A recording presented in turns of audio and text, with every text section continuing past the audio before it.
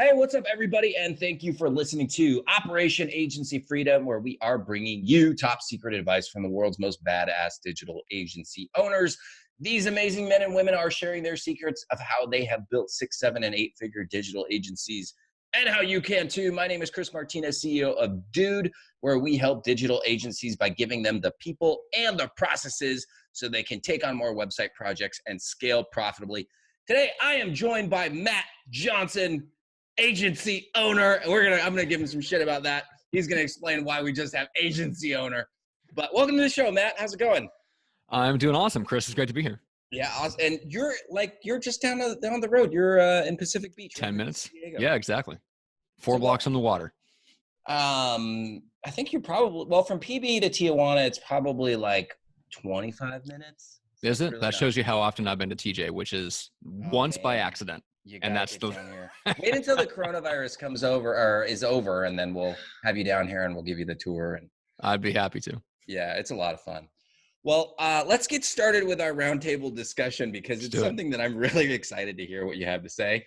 So you grew up in the Midwest. You grew up in Omaha. And you moved to San Diego pretty recently, 2015. And so you went from what we call middle America, or what a lot of people call like the flyover states, to now what is one of the most liberal areas in the United States. Not as, I don't know how you even define liberal, but not as quote unquote liberal as like San Francisco or something like that. But what I want to hear, and the reason I want to talk about this is because obviously, like, we live in a highly unique time, both socially and medically. And so I would like to hear how your transition from middle America to Southern California, like, how's that been? Like, what do you think? Okay. Well, the transition, what's surprising is the transition wasn't actually that big of a shock. So over my childhood and in my 20s, I lived in Baton Rouge, Louisiana. I also spent some time in Denver. So when I got out to San Diego, the owner of the agency I used to work for that I came out of brought me out when he promoted me and said, well, hey, why don't you come out to San Diego for training? The idea was I was going to train for a couple of weeks and then I could live wherever I wanted. And I was looking at where I wanted to move. Well, I landed in San Diego and looked around and I'm like, well, this is Denver plus the ocean, but with nicer weather. So I'm like, all right, well, I remember sitting at Poseidon one time with him. This is like 2 weeks in, and he's just like, dude, how big of a check do I have to write to get you to move here? I'm like, surprisingly small. So he paid the lease off of my my place back in Omaha. I packed all my stuff up into my car and I moved out here. Immediately, it felt pretty much like home. The interesting thing about San Diego is it's actually, especially by comparison to the LA and San Francisco, it's much more conservative. And you realize once you get out, because I've driven all around California, and one of my best friends is based in Northern California. His family roots in California go back 150 years. You realize that outside of the tiny pockets of LA and San Francisco, California still is fairly conservative. So it's reasonably well balanced once you get out here. And San Diego is one of those cities where there's such a strong military presence and a presence from other places. There's, half the city isn't from here. So it actually balances it out fairly well. So to me, it wasn't a huge culture shock, other than the reason I moved out here was the lifestyle allows me to completely focus on the business. Yeah. I don't wake up in the morning ever and think, do I need a coat? It's just one less, one less thing to think about. Because in the Midwest, as you probably know, if you spend any time there, it is a constant topic of conversation. The weather? Yes. Oh my God, yes. It just takes up space in your brain. I've never been to the Midwest. Ever. I don't blame you. And what's funny is I didn't grow up on a farm. I grew up in the city. I grew up in a city of 1 million people. I'm every bit as much a city guy then as I am now. I have zero interest in living in the country. My family tried it twice. We lasted 9 months each. It was terrible. So I have no Midwestern farm roots in me. I wanted to get to a place where I felt like people were coming here for conferences. The atmosphere is different. Like I don't want to be at the beach every day, but I like the fact that other people are going to the beach every day. Does that make sense? Like yes, I want to focus on my business. Near the beach. Yeah. Like I want to focus on the business, but I love that other people are just doing yoga and, smoking incense and smoking other things. Like I don't care.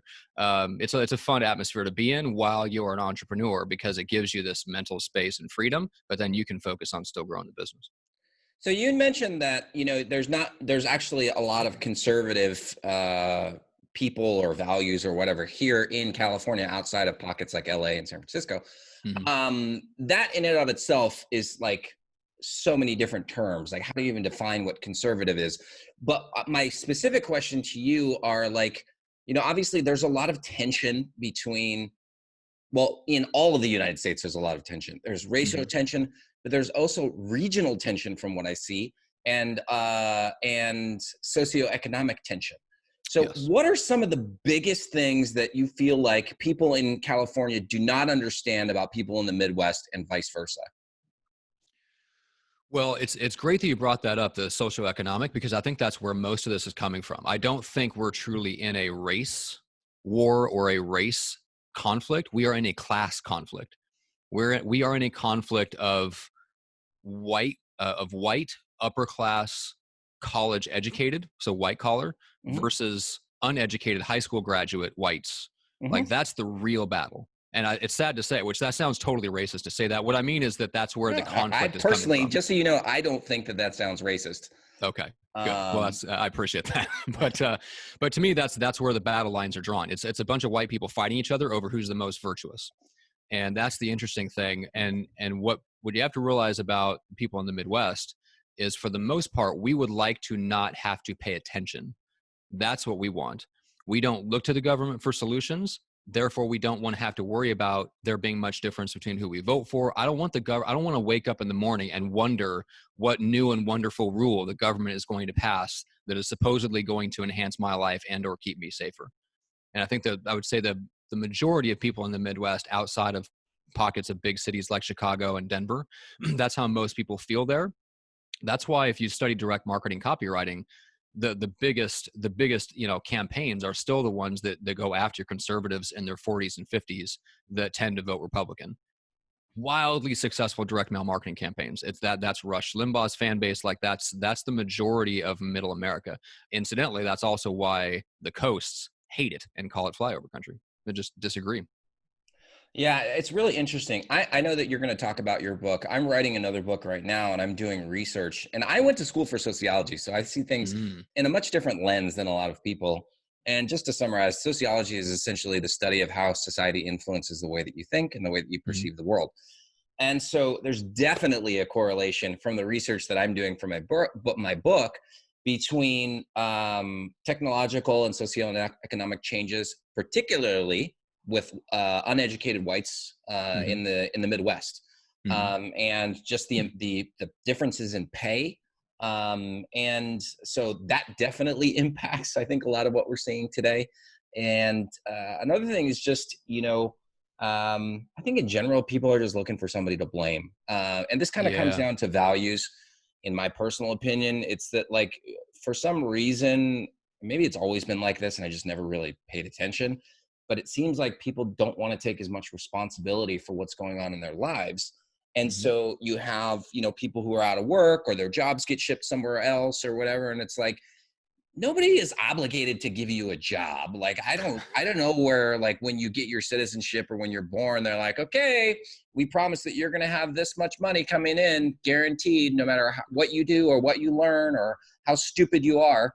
And there's like this, and it's a well-documented, actually, sense of American superiority that's been around since the birth of this country. And, from what I'm studying and what I'm learning, is like this American superiority complex has been typically with white Americans. And so when all that is thrown into question, because we aren't number one in many, many areas, it makes people very, very uneasy, as well as a lot of people are just mentally incapable of handling uncertainty. And God, yes. We've just had this, for the past 30 years, starting in the 80s. There's just been so much uncertainty, the value shifts, cultural changes, economic changes. And so it's all just kind of coming to a head right now. So, yeah, I would agree with that. Man, there's so much to say. I don't think I've ever gotten into a discussion like this with someone I just met 10 minutes ago. That's just because I'm such a good interviewer. Super fun. Right? I'm Oprah and Larry King and Howard Stern all wrapped into one. Well, I assume you'll be acquiring your suspenders for the proper interviewing outfit. I'm not even wearing pants, man. Come on. Uni and suspenders. It's we're in quarantine. Exactly. Yeah, man. So yeah, it's really interesting. I'll skip to the end essentially and give you like how this correlates to business. I think right now, which is I think we are in a culture war that's somewhere between warm and exploding. You know, it's turning into physical violence. The only question is how bad that gets. But I think we are in a culture war. I would say most of the time, the best thing for business owners and agency owners to do is to not take sides. But seeing what's happened over the last couple of months as we record this in July, so the movement of silence is complicit, silence is violence. To me, that was a big eye opener because I'd like to spout off my political views at some point. I don't do it now. I watched my business coach do it and take a 50% cut to his business just by picking sides politically. That's it. That's how polarized this environment is. And so I'm like, well, I'm not going to do that. So I stayed on the sidelines. I haven't posted anything political on Facebook in 5-6 years, right? But I think now we're coming to the point that if one side of the political spectrum is going to decide that silence is taking a side, then you might as well take a side that you choose and not one that's assigned to you. And so what I'm doing now is behind the scenes getting a little bit more vocal, and I'm reviewing my client list to see if I were to come out politically in one way, which clients would I lose? I've already started turning away clients that come in that I think disagree with me politically, just so I don't have the exposure, right? So if something does come out about my political views, I don't risk losing them because I never took them on in the first place. Like I'm structuring my business in such a way that if I came out publicly, it wouldn't affect me. Yeah. Well, that's smart. I'm taking sides personally, but I don't know. I never post stuff to social media in the first place, so I'm not worried about that. Yeah, like I want to start a political podcast at some point. So yeah, like there's a point where I want to start talking about things. You like politics homeschooling, way more than politics. I do. Yeah, like I want to talk about it. So I want to be out there, and my clients have to be comfortable with that, even though I'm not really linked to them publicly. You know, it's like I don't tout the fact that I produce certain people's podcasts, but there's still some potential blowback. Interesting. Yeah. Cool, man. Well, yeah, let's transition. Let's talk about the business specifically.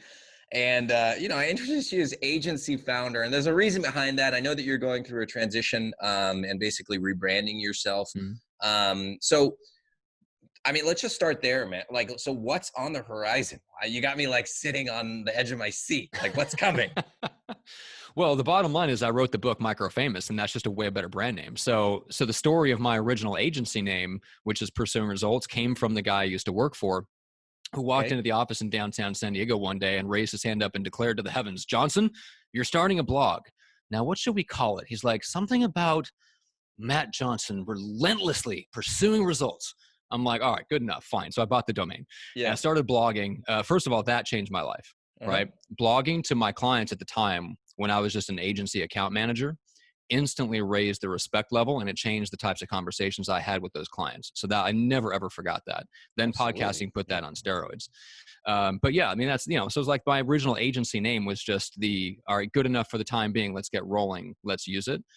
And so I always had in the back of my mind that I would transition, but it wasn't until I wrote the book and I hit on the brand name, which is Microfamous. And then I'm like, well, let's just rebrand around that concept. I like it. Yeah. Microfamous is that's a pretty cool name too. I know. One of my clients originally said it, and then I'm like, ooh, I'm gonna say, yeah, I was gonna say, like, it was just like a combination word I used in the book to express a certain thing. And I had a whole other title picked out. The book was done. I had a whole other title picked out. The book cover artwork was already done. I'm like, nope, Microfamous is better. I talked to, you know who I talked to? Who? David Finkel, the guy that co-wrote Scale with Jeff Hoffman. Okay. He's a business coach. He founded Maui Masterminds. And I was sitting down with him in San Diego, and we were talking, and I ran both of those ideas past him. And he's like, honestly, I'd search for Microfamous. I'm like, okay. All right, well, then that's probably the name I need to go with. Nice. And so the book came first, or the name came first? Book came first. The book was completely done. So, I mean, just to like talk about your background a little bit, you've talked extensively, and Pursuing Results was mainly about podcasting specifically, because you've run your own podcast successfully. Yeah. You've helped other people run their podcasts. We've had other people on the show talk about podcasting. So, we don't really, you and I both agreed, we're not going to talk that much about podcasting. Exactly. So what I want to talk more about, because you're one of the first people I know that, or that's been on the show, I think, that's had a book. What inspired you to write Microfamous? In search of more ideal clients. That was the bottom line. Mm-hmm. So like I stood back and I looked at the difference in the clients that got good results versus the ones that got killer results, where they'll pay me for to the end of time. They love me forever and they'd make me a partner in the business if they could, like just those types of clients. Mm-hmm. And I started to break down and analyze what they did right versus everyone else. Because podcasting will work at a certain level for just about anyone. I mean, it's going to get you more referrals. It's going to give you the opportunity to talk to people that can hire you or strategic referral partners, whatever. That's like the baseline. That's the low hanging fruit. The question is, when podcasting works to make you number one in a niche that's growing, that springs up a 6 or 7 figure business seemingly overnight, within just a couple of years, and makes you an influencer and puts you on the map, like when does that happen? And that's where all the ideas for Microfamous came from, because I was looking at clients that they spotted a legitimate gap in the market. They were well equipped to go after it. They had really great content. And then what they did really well is they took their business model and they aligned it with the podcast really well. So it was seamless for somebody to listen to their podcast, understand what they did and why they should hire them, and go to the website and go drop $2 or $3 grand on their service. So it was all of those things. So from an agency owner perspective, it was all about, I wanted to write a book that was read. Like there's a book by, like if you follow football, San Francisco's coach, Bill Walsh, from back in the 80s, right? I don't follow football, but I'm That's just going to shame. Oh, I know. It's terrible. I've played. That's when I was starting to like you. All right. Well, hey, I'll still knock you the fuck out. I have that aggression. I was going to say, you have the way. BJJ stuff. I've never been in a fight in my entire life. You'd kick my ass so fast. God. My head would spin. How have you not? Do you see these teeth right here? All fucking broken because of fighting. Yes, I think you just answered your own question about why I haven't been in a fight. See this? I enjoy not having fake teeth. Oh man, come on.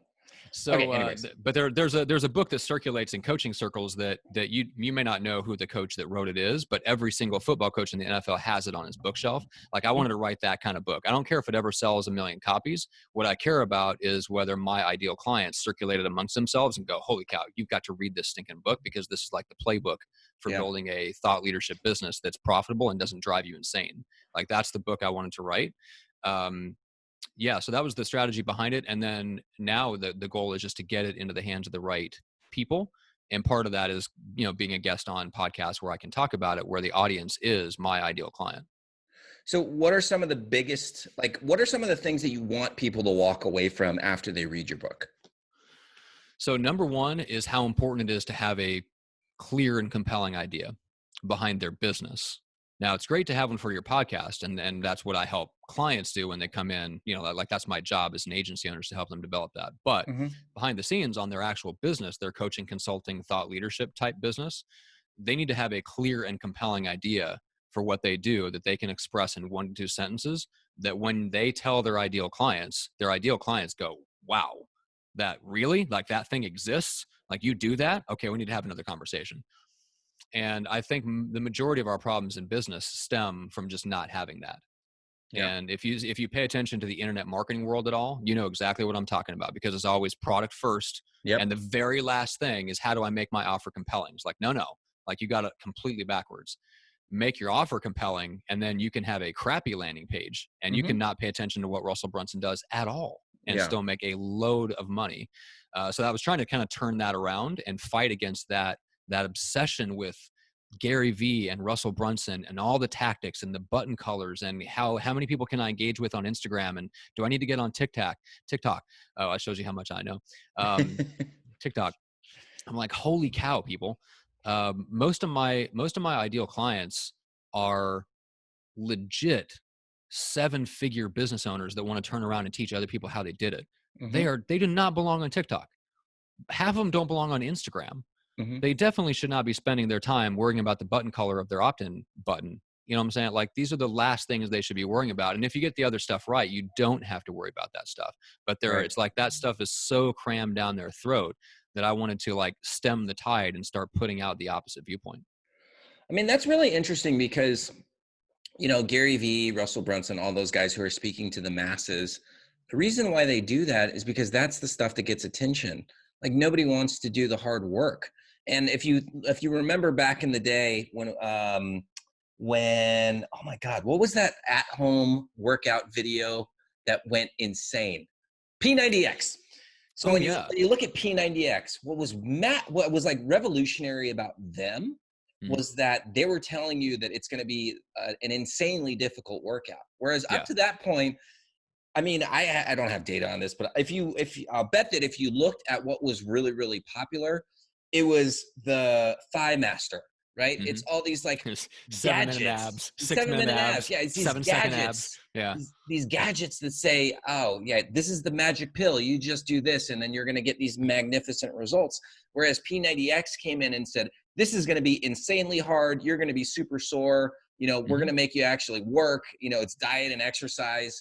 And they somehow made it successful, which was crazy. And like what you're talking about is that people, hey, like it's the P90X version. Like you got to do this stuff that sucks and it's not fun. It's not the fancy like magic pill stuff like what Gary Vee is pushing down everybody's throat, or what Russell Brunson says is like, you just need to build a funnel and you'll be a millionaire and you'll have this freaking record.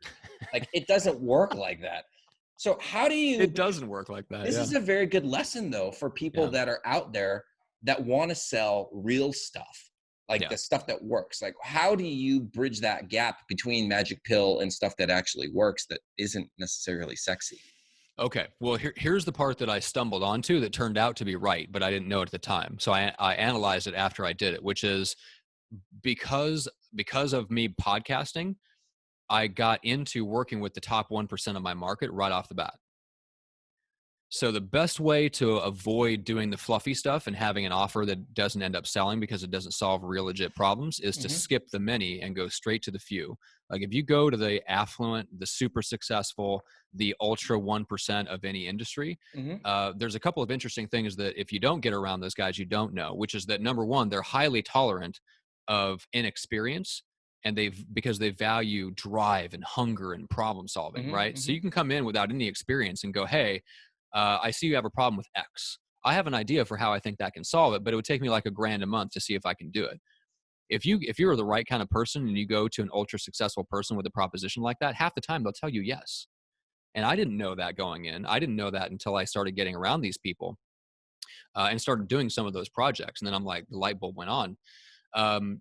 But number two, they're also very tolerant of mistakes along the way because they understand the value of solving problems that haven't been solved before. Now, if you're selling an info product online or you're doing an agency service that's like $97 a month, holy cow, you better have 17,000 testimonials on your website and 5-star reviews on Google. And you know what I'm saying? Like it's weird.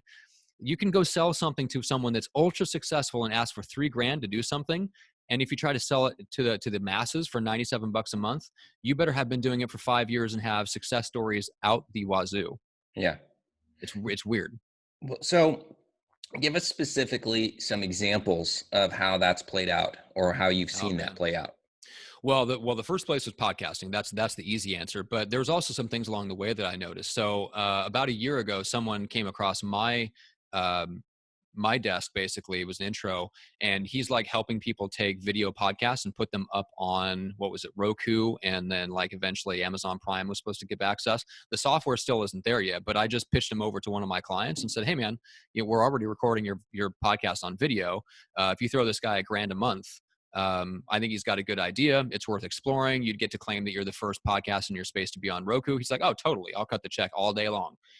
That was it. That was the extent of the conversation. It was one email, one yes, and the guy was off and running. And I saw that happen a lot. And I'm like, man, if I would have known that 15 years ago, I would have been an agency owner when I was 18 years old. I would have gone straight to the most successful people, asked if I could get them coffee. I would have just been a fly on the wall in their office. And when they were frustrated, I would have gone, okay, what was that? What just happened? And they would have gone, oh, well, it's X, Y, and Z like this. I've been running into this problem. Let me see if I can figure that out. Why do you think so many people stumble when trying to connect with people that are that many levels ahead of them? I wouldn't have known at the time. I think I know it now, which is lack of confidence in your own problem-solving ability. You know, you ever read the book Psycho-Cybernetics? I did. Classic. Yeah. I reread that constantly because he was talking about when you treat your brain like it's this goal-seeking, heat-seeking missile thing. You realize that if you treat it as if the answer is out there and I just have to find it, it will be there. If you go in with the assumption that this is some unknown, unsolvable problem that most likely I'm not going to be able to solve, like you won't find the solution. So I think it's all in convincing yourself that the solution is there, and having just enough of a track record of having instances like that where you've made a commitment and then stepped into the unknown and solved the problem, done it enough times to know, okay, I can do this. And knowing that if you can't solve it, you can with full confidence go to that person and say, look, I tried everything I could do. I'll give you half your money back. I don't care, whatever you want to do to make it right, but I just couldn't solve this particular one. Like it escaped me. Like if you have that confidence to do those couple of things, I think that's where most people stumble. And if you can get over that, it makes it a lot easier to serve that higher level of the market because they respect that level of honesty. Gotcha. All right. Well, we're running out of time here. I want to get some more information about your new rebrand of your agency and specifically about what you're going to be working with people on and kind of like the value journey that you take people through. Okay. So I'll drop another book reference, David Baker's The Business of Expertise. Freaking mind-blowing. So that book really shook me from going, I can do done for you services for the rest of my life, to going, okay, I need to position myself for a long-term shift to selling strategy first, services second. So the book is the first step in that. So nothing's going to change in the agency right away. I'm going to build a 7-figure podcast production agency and it'll be fine, whatever. But along the way, I'm going to start doing freestanding Microfamous strategy packages for people that maybe they already have a podcast, or for people that just aren't ready to launch one yet, but they want to get the strategy right now. Over time, that gives me the freedom to shift so that, number one, I don't have to keep scaling up the done for you agency, because I've got a friend of mine that runs a fully scaled up 500 clients on a recurring income type of agency. He has 50 employees back in Omaha. Like, that's not what I want. I want a small, hitman team of specialists. And so I don't want to keep scaling up on done for you services. I want a certain level of done for you services where we cycle clients in and out. And then I want to do strategy on top of that, and then set myself up for product sales down the line, so that eventually, if I wanted to, I could maybe even disconnect or jettison the done for you service and just sell the strategy. Gotcha.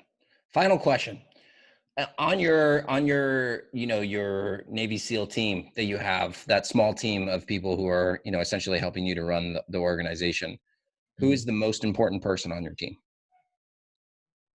other than yourself? Well, that's the great part is, I'm the one that makes sure that the service level is high, but I would say the key role is my head writer, who is also the one that runs the weekly meetings. Nice. And makes sure that, like, she's the one that helps me hold people accountable. So I actually don't have to show up to the weekly meeting if I didn't want to. And for the most part, that's the main thing that I do in the agency. Yeah. So I run the agency in about 4 hours a week. I could not show up for those 4 hours a week for quite a while, until maybe the service level would start to drop. And, like if we weren't doing sales and stuff, like it's going to drop. But I think that's the most important role. Account managers, replaceable. That person who holds the meetings and holds people accountable and then runs the projects that we implement every month that improves the service. That's probably the most important person. Awesome, man. Well, thanks so much for being on the show. What's the best way for people to get in contact with you? Getmicrofamous.com. So a new website coming, but all the links and stuff are there for now. So it's just not pretty yet, but links to the book. We got a free plus shipping offer. You can also get the digital copy for free. You can subscribe to the Microfamous podcast. Like, just go to getmicrofamous.com and all the links are there. Perfect. So you said getmicrofamous.com. Yeah. Perfect. And who is the perfect person to reach out to you today? Well, honestly, if you're an agency owner and you work with my bread and butter person, which is a coach or a consultant who's turning around and teaching other entrepreneurs how to grow, I'd love to talk because we're good referral partners. I love other agency owners. In some cases, the agency owner themselves might be a good client because you want to reach that same crowd of people, and a podcast is a good way to do it. So I love all those types. I've worked with agency owners over the years. But yeah, if you're an agency owner and you work in that same market of coaches and consultants, I want to talk. Awesome, man. And honestly, like, everybody in our industry is pretty cool. So like I've yet to meet somebody who, well, I have met a couple, but very rarely do I meet people who are like, this is my territory and stay out and get away from my, like, everybody's pretty chill. It's like, yeah, let's they're also chill and wildly unfocused. They don't know what their territory is to defend because they don't have any. That's true. That's true. Awesome, man. Well, thanks for being on the show. To all of our listeners, thank you guys for tuning in today. And make sure that you return next Thursday and every Thursday for the next episode of Operation Agency Freedom. Bye, guys.